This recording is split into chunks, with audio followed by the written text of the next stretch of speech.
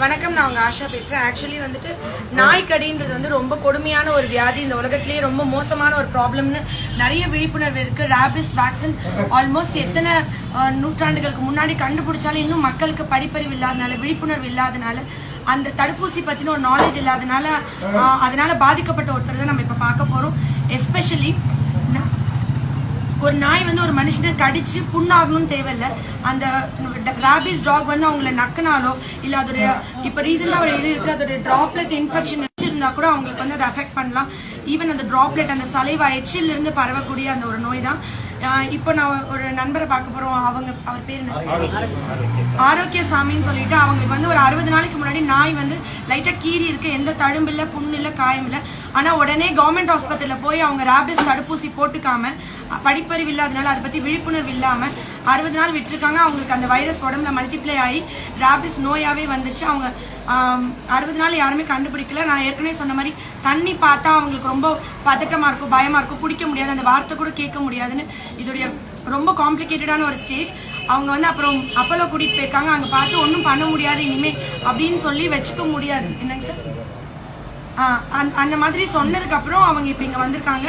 வேற எந்த ஸ்கோப்பும் இல்லை, வேற எந்த ட்ரீட்மெண்ட்டும் ஸ்கோப் இல்லை. நான் உடனே வேக்சின் போடுங்க, உடனே அங்கே கொண்டு போங்க, இங்கே கூட்டிகிட்டு வர வேணாம்னு நான் பார்க்கறதுக்கு முன்னாடி சொல்லியிருந்தேன். பட் எல்லாத்துலேயும் ஸ்கோப் இல்லாமல் போயிட்டு வேற ஸ்டேஜ் இல்லாமல் இதுலையாவது பண்ணிடலாமா, ஏன்னா இஸ் கவுண்டிங் இஸ் டேஸ்ன்ற மாதிரி ஆன ஸ்டேஜ்க்கு இங்கே வந்திருக்காங்க.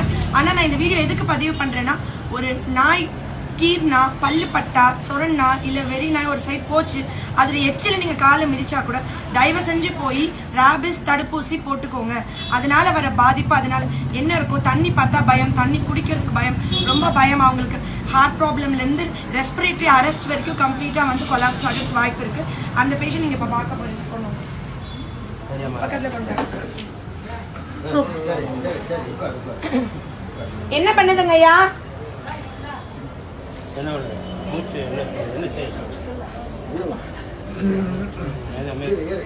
என்ன பண்ணுது சொல்லுங்க. மூச்சு விட முடியலையா? திணறுதா? தண்ணி பார்த்தா என்ன பண்ணுது? தண்ணி பார்த்தா அலர்ஜியா இருக்கா? எத்தனை நாள் முன்னாடி நாய்க்கு பரண்டுச்சு? 60 நாள். நாய் வந்து கடிச்சுச்சா பரண்டுச்சா? அப்படி பரண்ட மட்டும் தான் செஞ்சுச்சா? சரி, அப்புறம் இப்ப இந்த தண்ணி குடிக்க முடியாது எத்தனை நாளா இருக்கு? 2 நாளா தான் இருக்கா? சரி, வேற என்ன பண்ணுது? வாமிட்டிங் இருக்கா? வாந்தி வர மாதிரி இருக்கா? பய உணர்வு இருக்கா? ஏன் அந்த மாஸ்க் போட்டா பயப்படுறீங்க? மூச்சு திணறனாலயா? சரி, சரியாயிரும்.